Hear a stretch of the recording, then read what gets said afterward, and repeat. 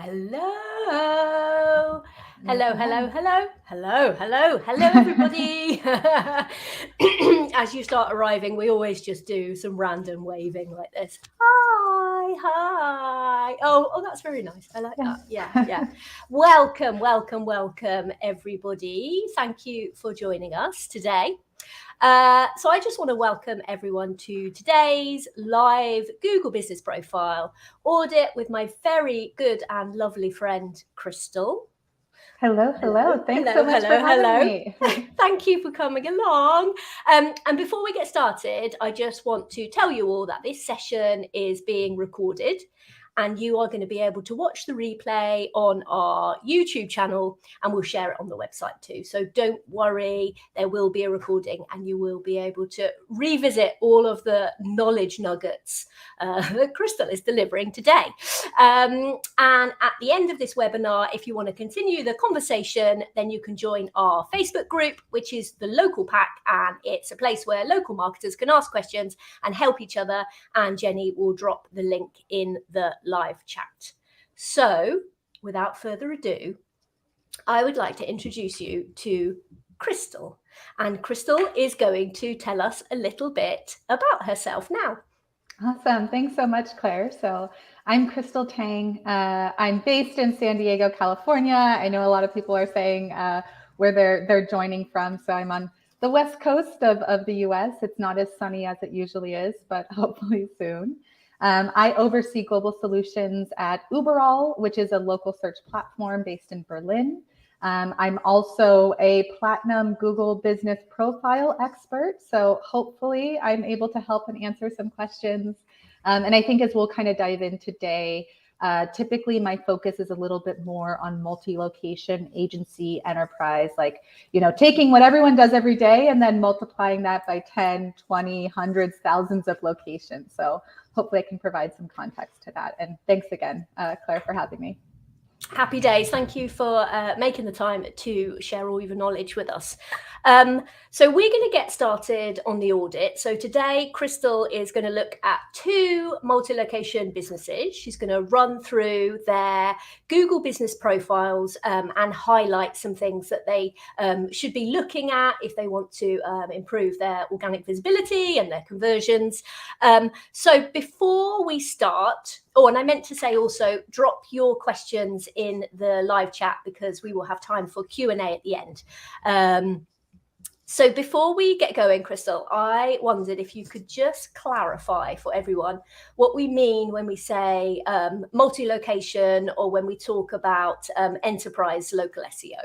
Yeah, of course. So multi-location, when we refer to it, it just means more than one location. That can be 2, it can be 5, it can be 500.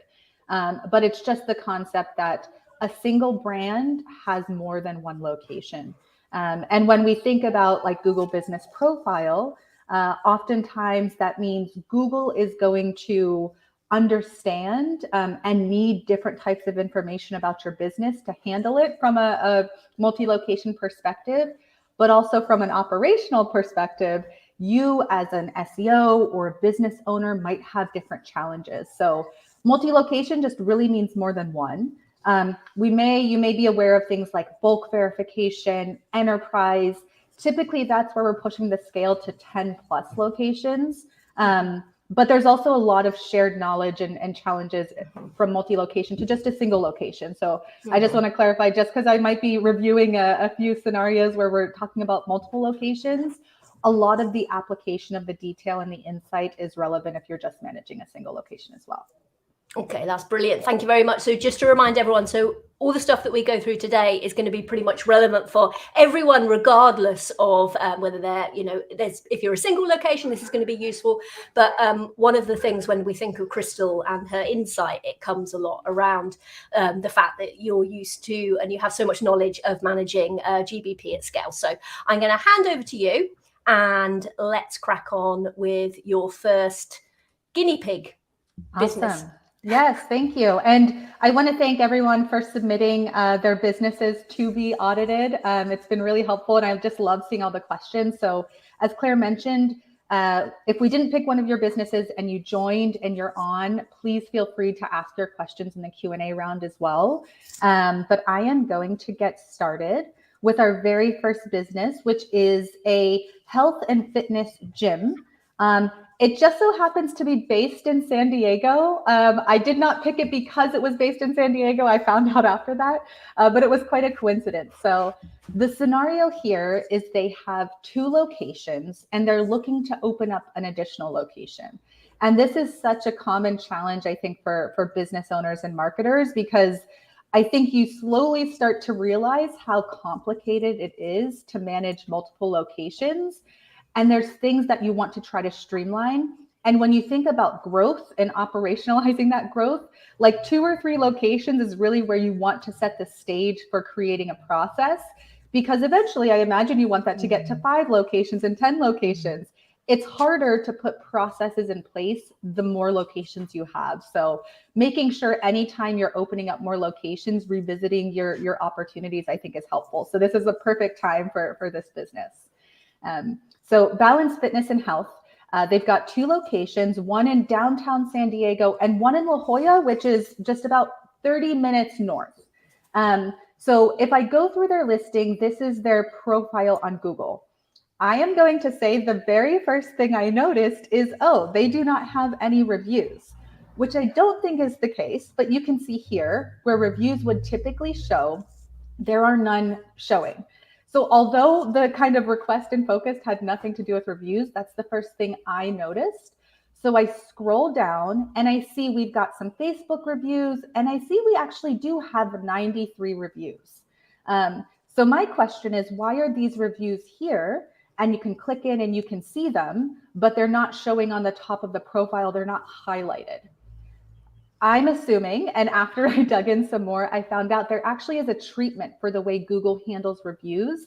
And if you have any categories within your profile that are associated to education or teaching, then they are going to hide the reviews from site, just because that's how they handle it for schools. Yeah, so that is one. It's actually quite interesting, because if I pop over to their other location, which is in La Jolla, you will see the reviews highlighted here. And as I did evaluate, this listing has an additional category for an instructor. I think it's an acrobat instructor. Okay. The other one does not have a category for an acrobat instructor. Right. So the challenge, I think, for the business owner is, if they want that review panel to show, to remove that category, maybe change it one with like an acrobat studio or just something unrelated to teaching or education.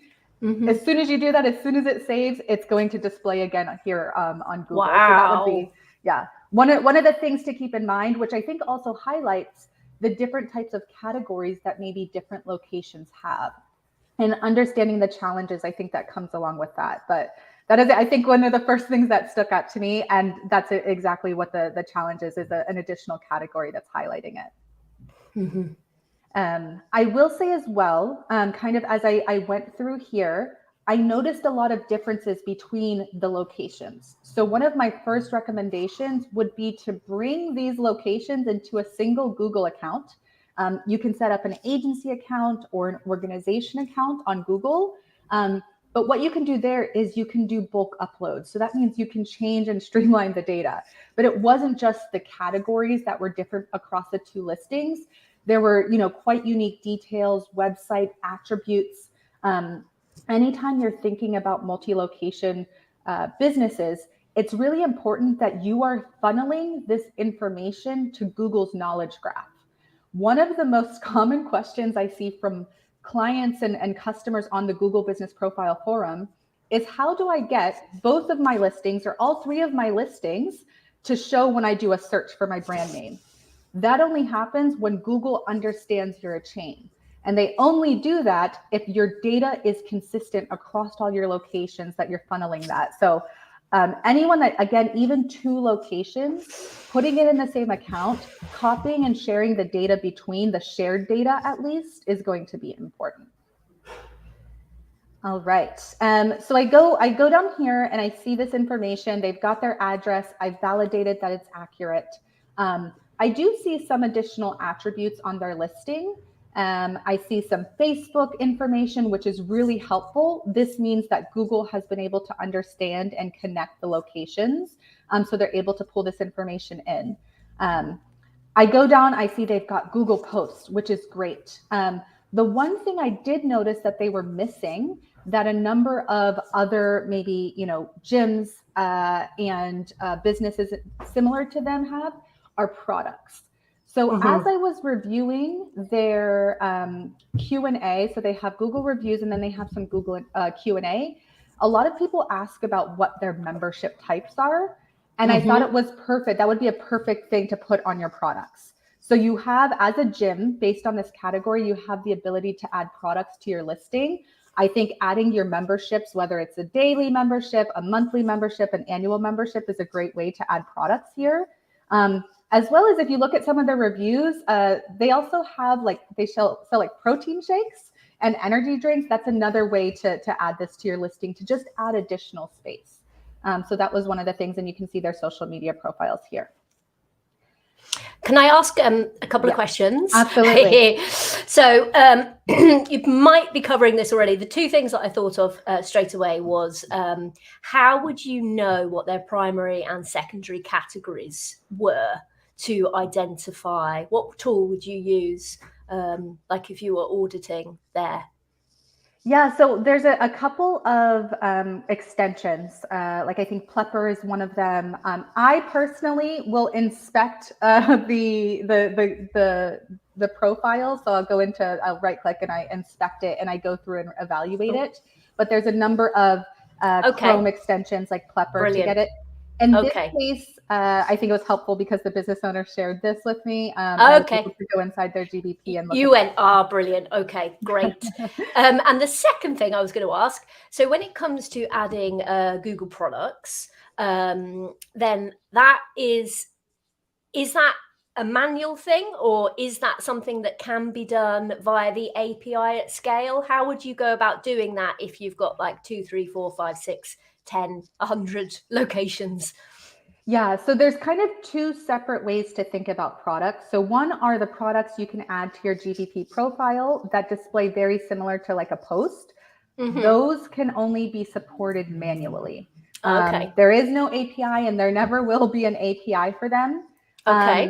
However, if you were maybe, I don't know that I would recommend it necessarily for a gym, but if you're a retailer and you've got an inventory system, I definitely recommend looking into local inventory ads, that type of thing, because it does give you additional content and context on your listing. So maybe they could do their shape. If they've got this shop, then maybe they could integrate some sort of product feed then with their...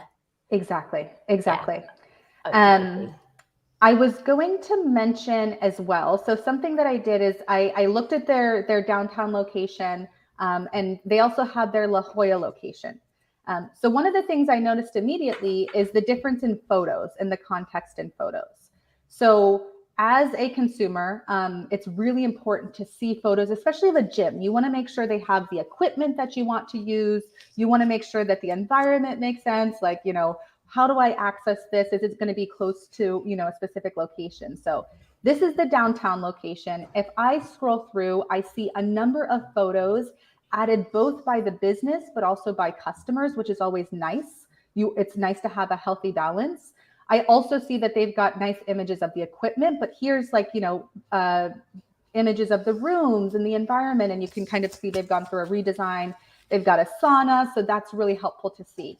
I would say the photos they have on this listing are really helpful. Like this one here, you know exactly where, when you're walking downtown, how to get there. The only thing I would mention is maybe once a month, go in and add 1 or 2 new photos, maybe 1 or 2 classes, of course, not showing people's faces, but it seems like they have a lot of classes. That would be helpful. This is also something that as a business owner, if you happen to have these images hosted somewhere and you have the URLs, you can bulk upload those and you can load those to multiple listings as well. So again, when we think about streamlining and auditing, manually loading photos to 3 or 4 different locations is not the greatest, but I think definitely taking advantage of bulk features here is going to be helpful.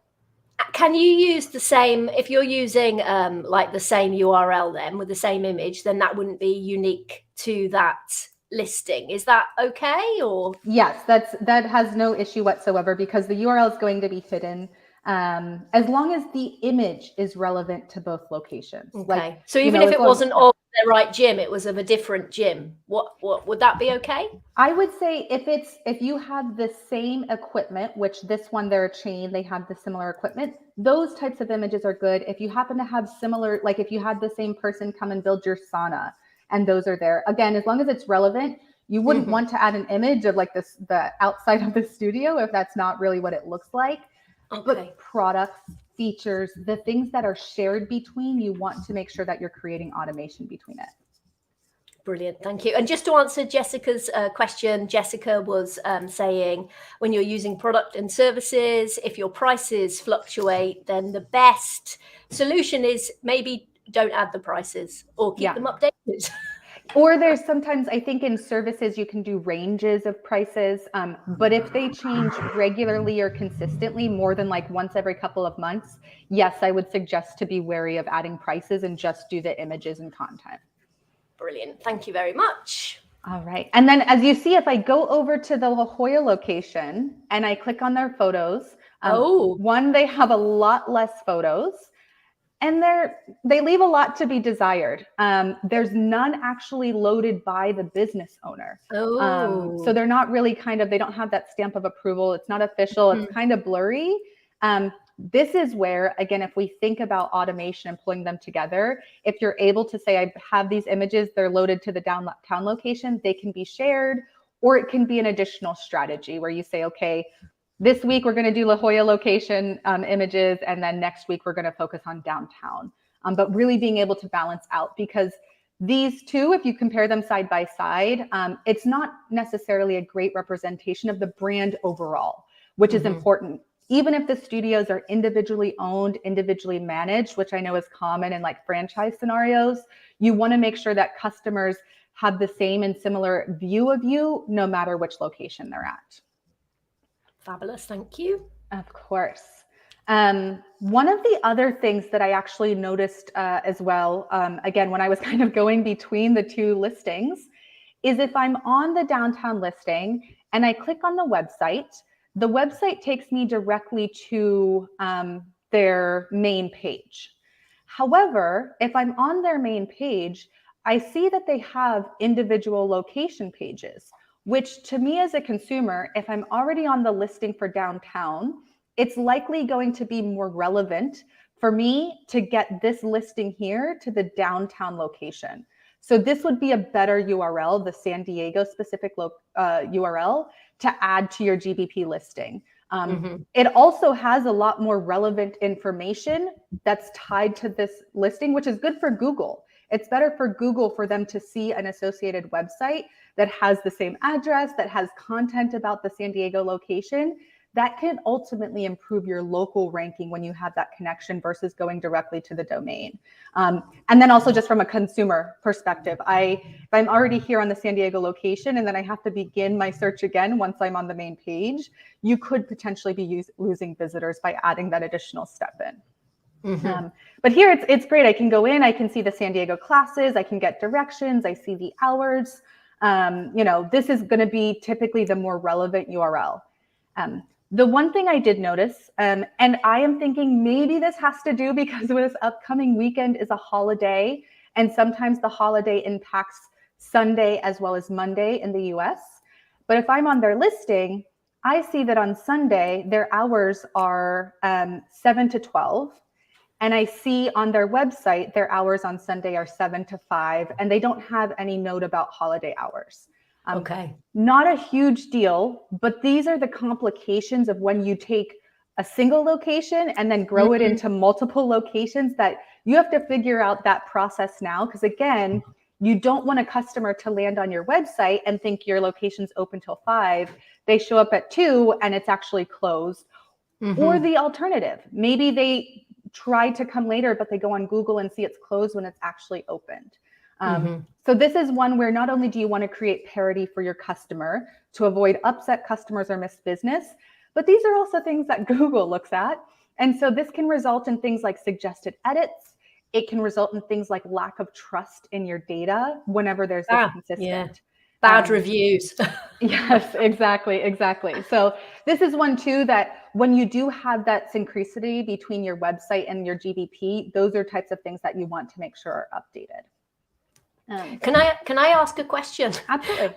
Why do you think that one location has like a like the members only gym offering personal, like that is who's written that? Where does it come from, and why has only one of them got that?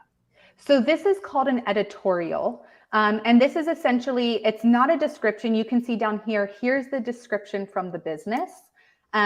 This is a, 1 or 2 sentence that is written by Google based on what they know about your business. They typically are going to do this for small businesses. And I think they really started doing this because small businesses hadn't started writing descriptions. And this was like, a couple of years ago. But now it's written by Google, and it really can't be changed unless there's an error, and you can book it out. So for example, if you didn't offer spin and kickboxing, you could reach out to Google support to change it, but it is written and controlled by Google. Would it be like if they are opening more locations and Google starts seeing, is it more as a chain? Do you think they'll apply that across all of the locations? Exactly. So the reason why this location doesn't have it is because Google doesn't yet understand and associate these 2 locations as a chain.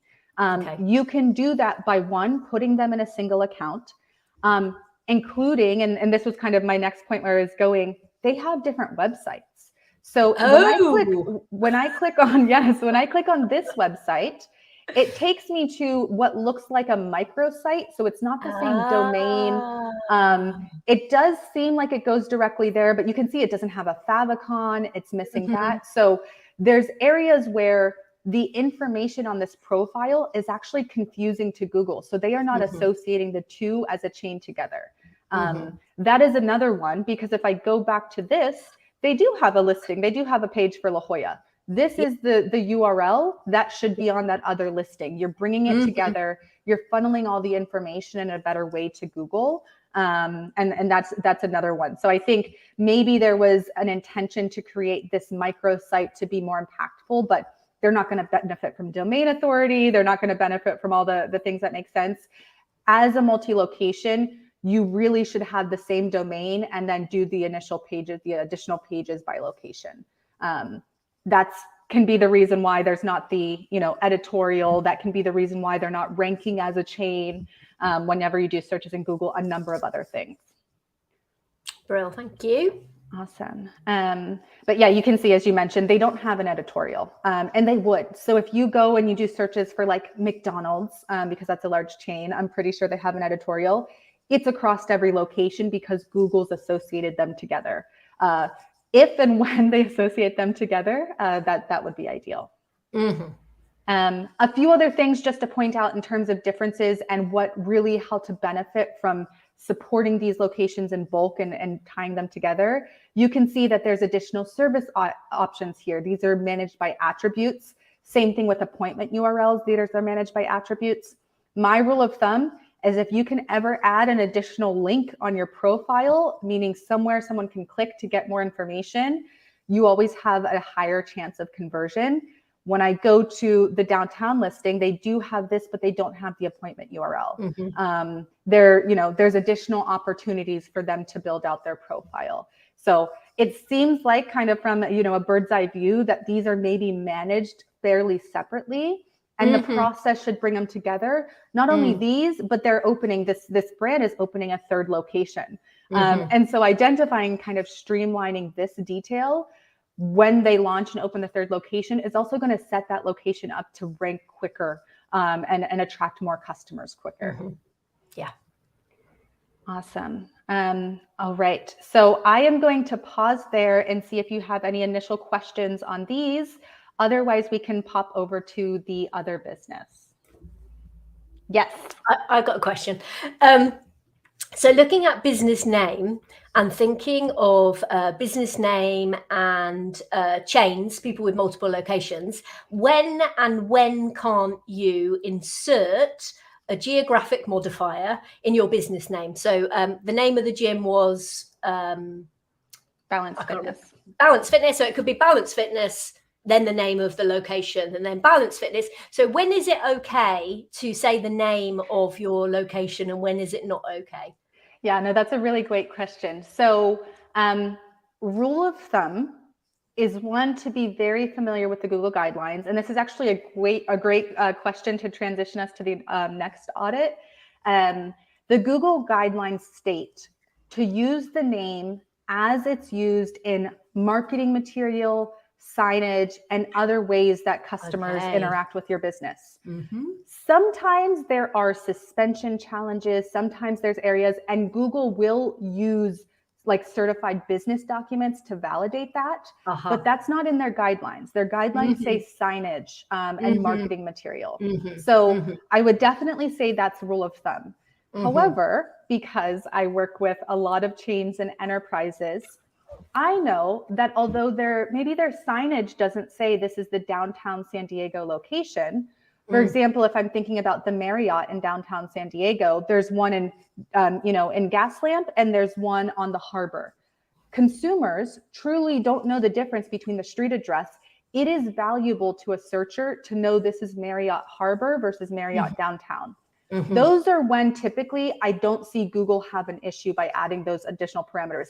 Even though you look at their signs, you look at their marketing material, they don't have those terminologies. If that is commonly how people refer to them, then you're typically pretty safe when it comes to, if you're not saying I need to add this to rank in this area because I'm not ranking, definitely I wouldn't recommend that. But if it's really to help distinguish between your locations, absolutely. Like you think of, New York and how dense a lot of the businesses are, it's really helpful to know this is the one that's on the corner of these streets or in this borough. Yeah, for sure. And so maybe something to keep in mind if you're thinking of growing your business before you start smashing out all of your signs and all your marketing materials. If it's going to be valuable for you to include that geo modifier, then really include it and make sure that you can do that. Okay, that's brilliant. Thank you very much. Such a good question, Mark. How are we feeling about like tours and 360-degree photos? Is there value in adding your own as a business? So I typically say this is highly dependent on the industry that you're in.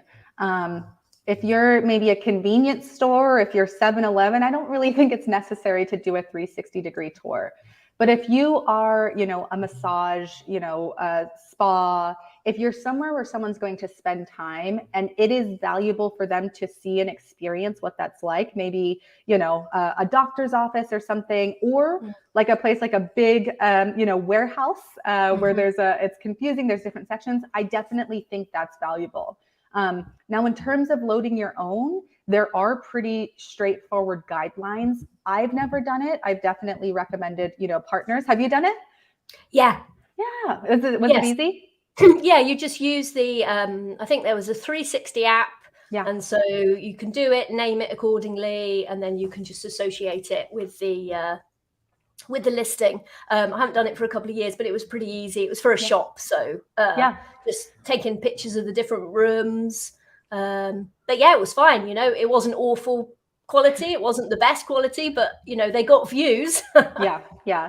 And I also would weigh how many other photos and how valuable those photos are on your listing. If you're consistently adding photos and your users are consistently adding photos, is the effort of doing the 360 photo going to be valuable? And again, just kind of weigh it with your industry and maybe what your competitors are doing.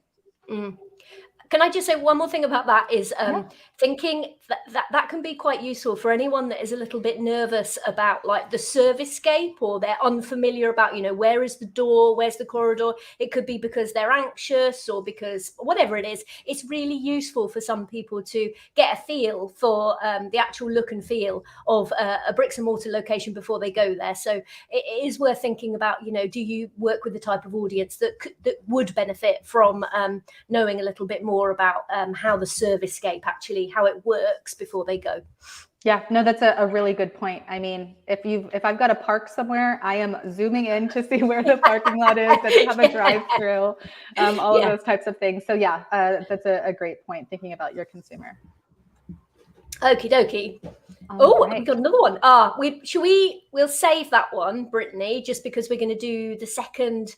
We'll come to that as a general question. Perfect. Fabulous. So we're ready for number 2. Yes. So this one is also very interesting to me. It has a quite unique need and challenge. So this is a hard drive destruction company, which is quite Niche. Interesting. Yes, very niche. But one of their main challenges is like their name is e-waste security. Their category is, toggling between recycling center or shredding center. And their issue is Google doesn't have a category that makes sense for them. So I have a couple of their locations. You can see here. Here's the name. This one is categorized as a recycling center. It's not really. And then this one is categorized as a shredding service. Also, they should have the same category, but I understand the challenge here. They're like, which one works? Which one works the best? Yeah. Yeah. What I will say is this is a challenge that happens for niche industries, and you don't always have a great solution. Yes, I will shout out Sterling Sky has a great blog article about how to try to get a category added to Google. You post on the forum, you add kind of your details and the background of your business, maybe how often and this is used and leveraged and the kind of challenges. Google will review it. There's no promises made, but that's always a good first step, especially if you know this is not unique to you and it's just maybe a missed industry.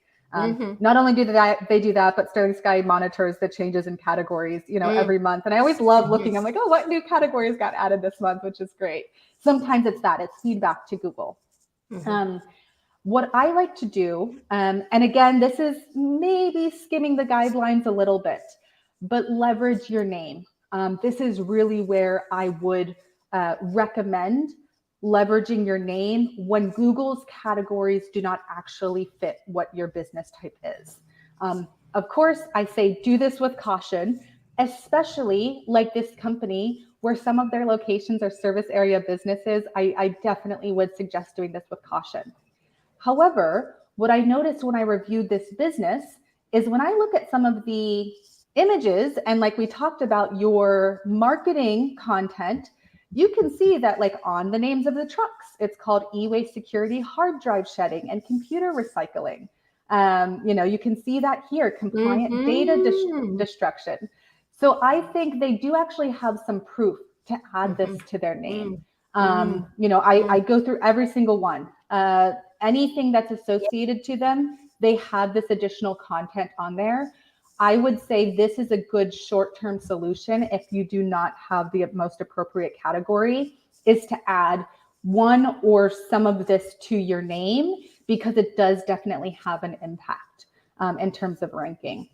So it's not a perfect solution, but it's a middle ground until maybe Google better understands this industry and that their current categories don't really suffice what is needed.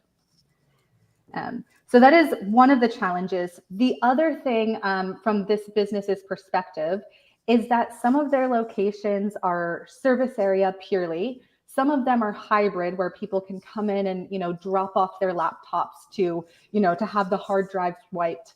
And some of them don't actually accept people on site, and how to balance those.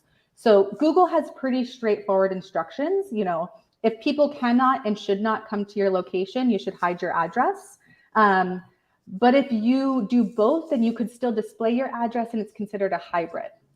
Typically, my recommendation here is if you can display your address, you should. I've seen so many more cases and reports of lessened visibility when you're hiding your address than the opposite. I've seen a couple of the opposite, but usually that's in like really niche areas and very low competition.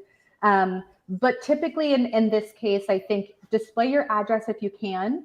And if you're in like a warehouse or an office park on this particular one, I think users knowing the type of business this is, that this is hard drive destruction, that this is like wiping computers, they're usually not just going to show up with their laptop. I think that's pretty safe to assume. So even if you want to discourage users from coming, I think this industry lends itself to someone always calling, booking an appointment, or at least getting additional information. So I think these, typically these listings would be pretty safe by displaying their addresses, which many of them are. You can add the service area as well to become hybrid, but I don't really think there's a huge risk in that, especially, when they understand what services you're offering. I will say as well, kind of scrolling down and scrolling through this, there are some additional things I noticed. So you can see here, they've got products, they've got categories. And then if I do, actually, let me pull up, I have a really great search example. The difference with this particular industry is that they also fall into a service-based industry. Meaning I can get a local services pack whenever I do a search for this. This is really important to understand that it's not just a local search result. So this is, your local listing, it's going to show up in a search result in the map pack that we're used to, but you're also going to show up in a local services pack. So if I'm doing a search for something that is a service-based business, then Google's going to give me a little bit additional and different details. And so when I do this for this type of business, I was kind of trying to see what other types of categories these competitors are using. And you can see everyone has the challenge. They have they're trying to do shredding service. They're doing, recycling. They all have quite different categories as well. But one of the things I really noticed on this is e-waste security is not ranking for the justifications for services the same way that the other ones, the other listings are ranking for. However, e-waste security does have services. So what I would imagine, they're not actually leveraging Google's suggested services. I think they probably put in free-form services. Mm-hmm. And even if those free-form services are the same, they're not going to be able to rank for this justification, which is a pretty strong signal to users that are searching. I see this blue check mark that's secure across all of these listings. I don't see it on e-waste security. That could be an opportunity to provide some additional data.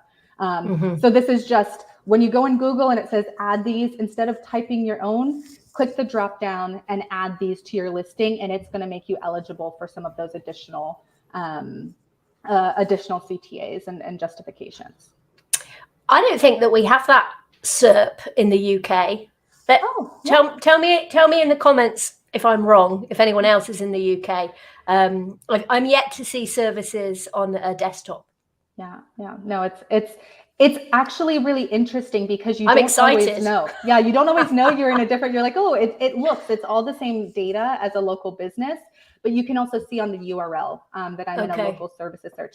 I didn't do anything different other than typing a search that Google's associated to local services. Okay, cool. Well, I haven't seen that in the UK, so I'm keen to hear more about that. Yeah, maybe soon. And then sorry, go ahead. I was just going to ask about managing services at scale. Yes, so you can load them in bulk, and you also can submit them via API. Definitely recommended, because if you have a list that looks like this, or your list has additional content, again, you don't want to log into GBP and load these to every one of your locations. They're incredibly valuable, the additional content you're having here. So definitely, if you're leveraging, a tool or a partner that has this, submit it via API. And you can do it in bulk. Yes, you can do it. I didn't know that. Looking at those, if you click on one of those, have they filled in the additional information, or have they just gone for the? No. Yeah, there's no description, no pricing. And also, this is how you would know that there's the drop-down services, or these are just free-form services that have been added. Thank you. Yeah. And then the only thing I was going to mention on here, because we were talking about making the decision between hiding your address and displaying your address, that's also what this business is kind of struggling with. When you hide your address, just know you lose that other CTA for click to driving directions. Again, if you're discouraging people coming to drive to you, that's perfectly fine. However, if you do allow them to come visit you once they've booked an appointment, they need to be able to find you when they put your address in Google Maps. So again, just kind of weighing that. If you don't need anyone to ever visit your location, that's no challenge at all. You can see they still rank for a local query. even though their address is hidden. But that is the other impact of hiding your address. So just making sure that's incredibly intentional. Thank you. Awesome. All right. I am going to stop sharing because I believe we have a number of questions to get to as well. That was brilliant. Thank you. I love. So there's a lot of things in there. I'm like, oh yes, I need to write that one down. I love the thing about the reviews. If you have like some sort of, even if it's a secondary category that you randomly added like years ago, and you're like, why aren't my reviews showing? I didn't know that. That was very exciting. Thank you. Yeah. No, I have to actually give a hat tip to Carrie Hill on that one from the Scrolling Sky team. I think she's like digging in, a couple years ago at this point and finding out what it was. And it was comparing a bunch of businesses, but I see that and I notice immediately why their reviews aren't showing. Okay, brilliant. Thank you very much. Right, let's see if we've got some questions. I imagine that we've got lots. Okay, this is a good one. Ben, this is what a lot of businesses do, is they have services, so they add them as products. Is that okay, or will they get in trouble? So I wouldn't say it's bad. I actually think it's probably helpful for consumers. And I also know the challenge with like managing this at scale. I have those seen probably in the last 6 months, Google start to crack down on this a little bit more by not only like sometimes you'll be able to add that and then they'll get suspended. And you're like, why are my products suspended? And Google just says, go look at the Google shopping policy guidelines. It's pretty clear that it has to be a product. It can't be a service.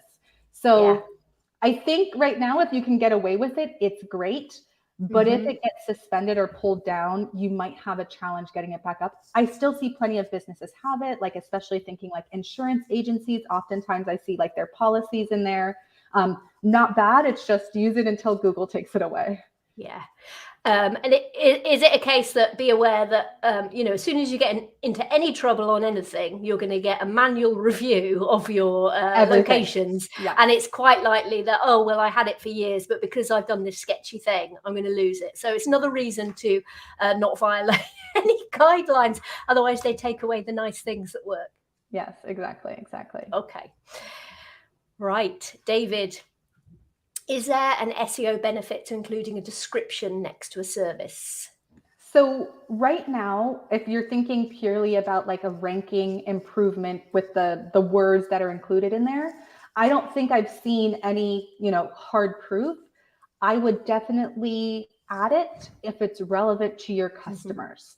So of course, I imagine there's going to be a number of services that your customers understand, but like, I don't know anything about e-waste security. And if for some reason there's a very particular thing I need to do, it's going to be helpful to me to understand what that service is. So I don't think there's a true SEO benefit to that unless it's a pre-formed service and it's really just about the actual service, not the description. But just think about your customers and searchers in that aspect and keep it short and sweet. Yeah.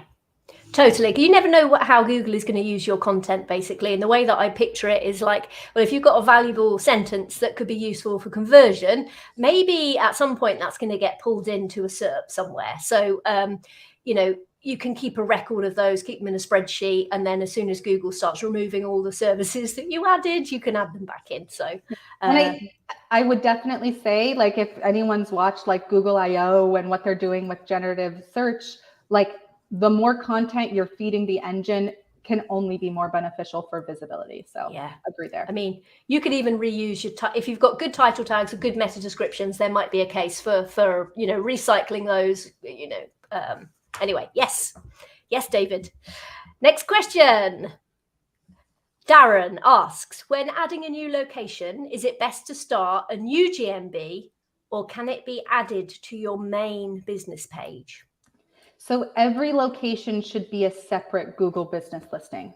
It's not like sometimes you'll see departments and additional tags on there, but those are all different listings connected together. So you would start new, but if it's owned by the same email account, or if you've started an agency account or an org account, you can at least create it in the same group because that's helpful, but it should be a separate listing. You can't just add an additional address to an existing page.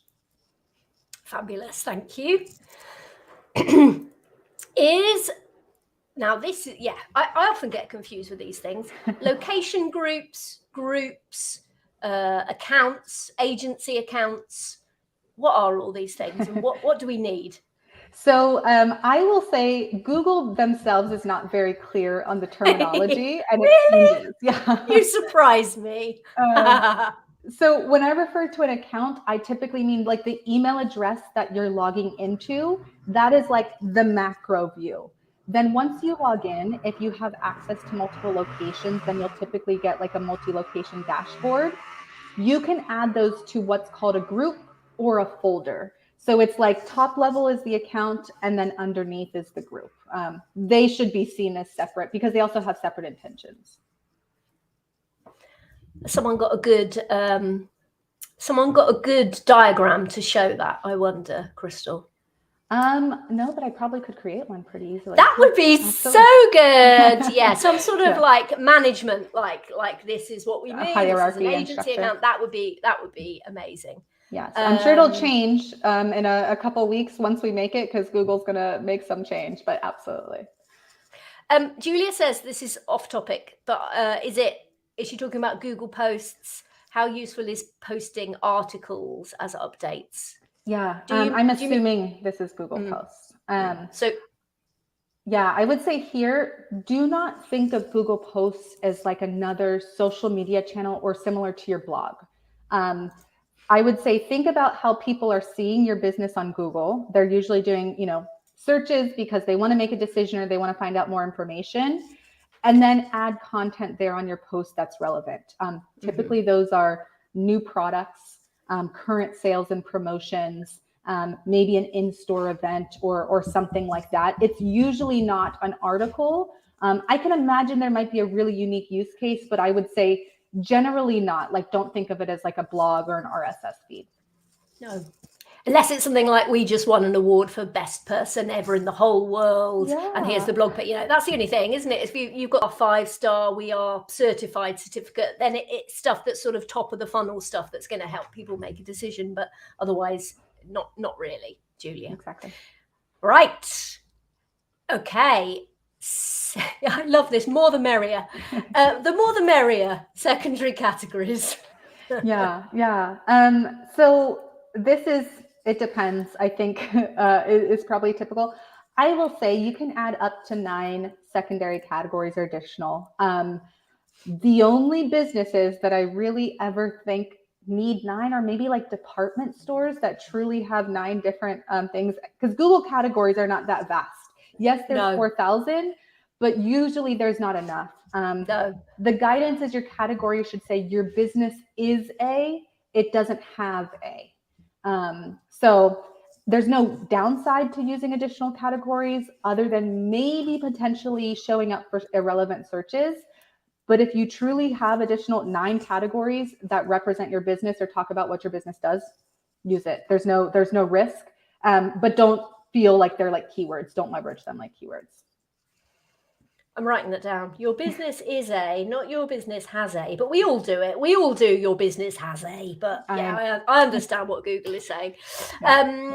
Elisa, what do you suggest when Google has no predefined services for your business category?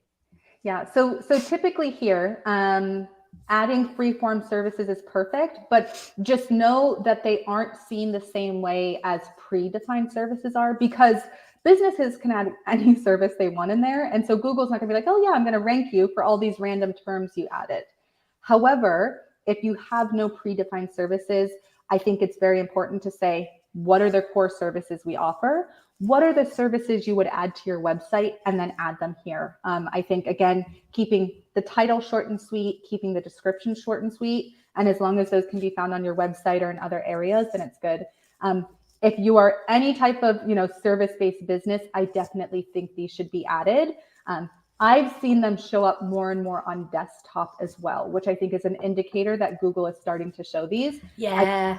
In different SERPs, historically, they've shown primarily on mobile. So I think it's a good, it's definitely a good indicator that Google's looking at these, understanding and ingesting these.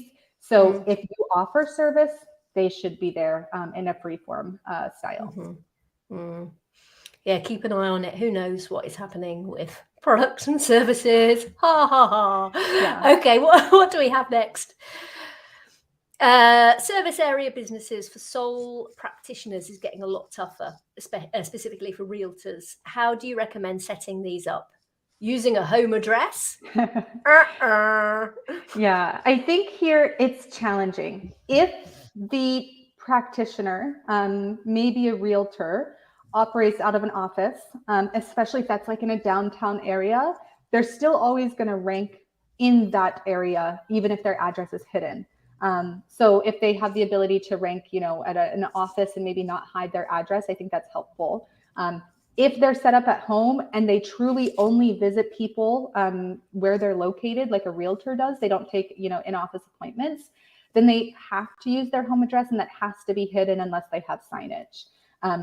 I understand, though, the challenge, like specifically for like realtors, mortgage brokers, insurance agents, because if there's 20 all operating out of the same address, sometimes it's impossible to rank for filtering. Mm-hmm. So this is really something I think you have to take on a case-by-case basis, but those are your options. Again, not ideal, because if you don't have signage at your home, you do have to hide your address. And sometimes they are nowhere near. They could be, an hour away from where they want to rank. In those cases, typically your website is going to have so much more importance, because you are going to be limited on Google. It's, there's not a perfect answer. It's really a judgment call, but those are your options. If you don't have a lot of competition, like in the city center where you are taking appointments, that would probably be my recommendation. But if you've got, an office building full of 100 realtors, that's not an ideal scenario either. Yeah, it's a toughie, isn't it? Yeah. What have we got next? Okie dokie. Is it beneficial to keep the primary category the same across multiple locations, or would it be better to differentiate category if the location has slightly different amenities? So I would only suggest changing the categories if the outward intention to a customer is clearly different. So in this case, yes, if it's a corporate office for a retailer and people can't go and place their order there, then yes, I definitely think making that the corporate office makes sense. But if I think about stores, maybe there's a city version of a store that's a little bit smaller and limited, and they might not have a grocery section. But then there's another store that's, in the metro area, and it's got all the departments. If people still understand that it's a clothing store or it's a department store, I don't think the category needs to change.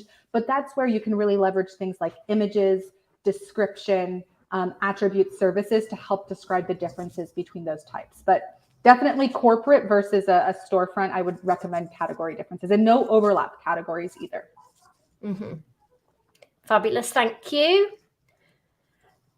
Is the most essential element of the GBP to produce more inquiries? I feel like if we see reputation grow, this has the most impact on traffic and inquiries growth. I think it does depend on a business, but I'm going to go out on a limb here and say most businesses want to generate more clicks because that generates more revenues. And those can be clicks to call, clicks to website, clicks to appointment URLs. However, I don't think the only way to generate more clicks is to show up more. You can also better optimize the people that are already finding you.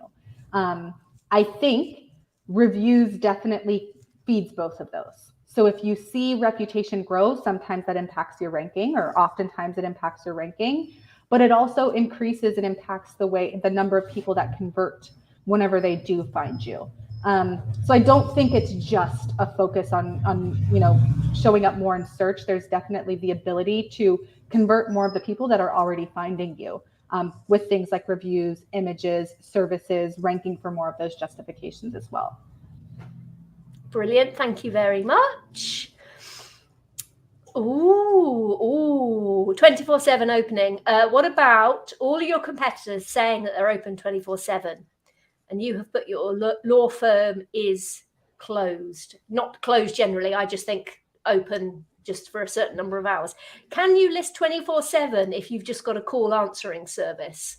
Yeah. So this is where I would definitely say report those competitors of yours that say they're open 24/7. Yeah.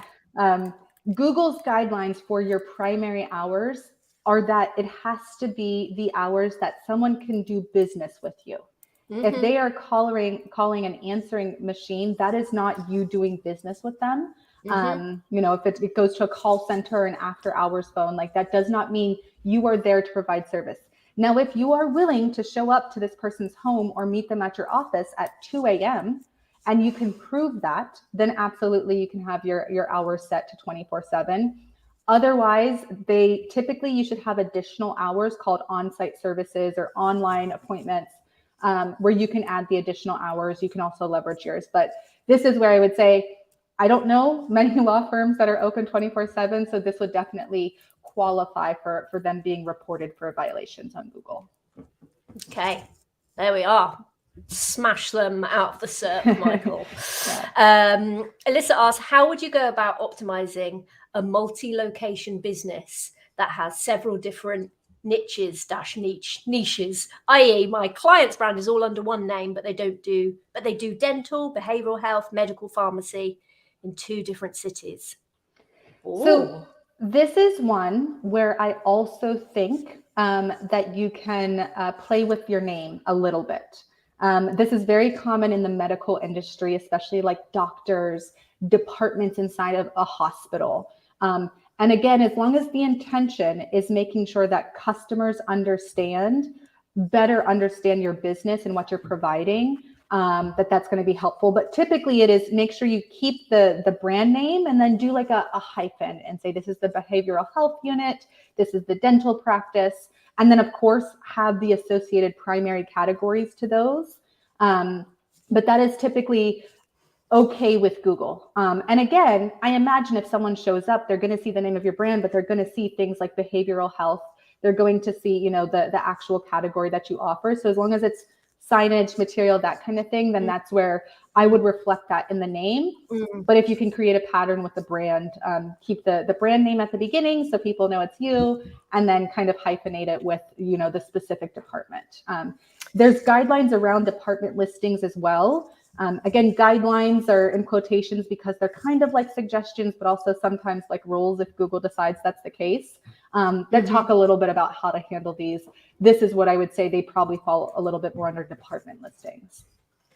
Is there anything that they could do with practitioner listings, do you think, within that as well? Absolutely. The benefit of leveraging practitioner listings when you also have a brick and mortar listing is typically the ability to, one, target an additional category. So you may have a behavioral health unit, but then you might have a psychiatrist. The categories are intentionally different. Your brick and mortar should not be categorized as a psychiatrist if you're not representing a person, and then vice versa. And I also like practitioner listings to create kind of like a human profile, like having a headshot on the listing. Typically, you're going to see different engagement from customers for a practitioner versus a location. Whereas the location, you might want to see the reception area, but the practitioner is a little bit of a more personalized feel. So definitely it's the opportunity to expand your footprint and provide a little bit of a different engagement for customers. That is brilliant. Thank you. We've got time just for one more short. Let's have a look. Because this could go on forever. This is brilliant. Ken asks, filtered for a dentist. Who's in a building with several other dentists? Yeah, no, I know. And it just came up too with the realtors. That's a challenge. It's a challenge for practitioners.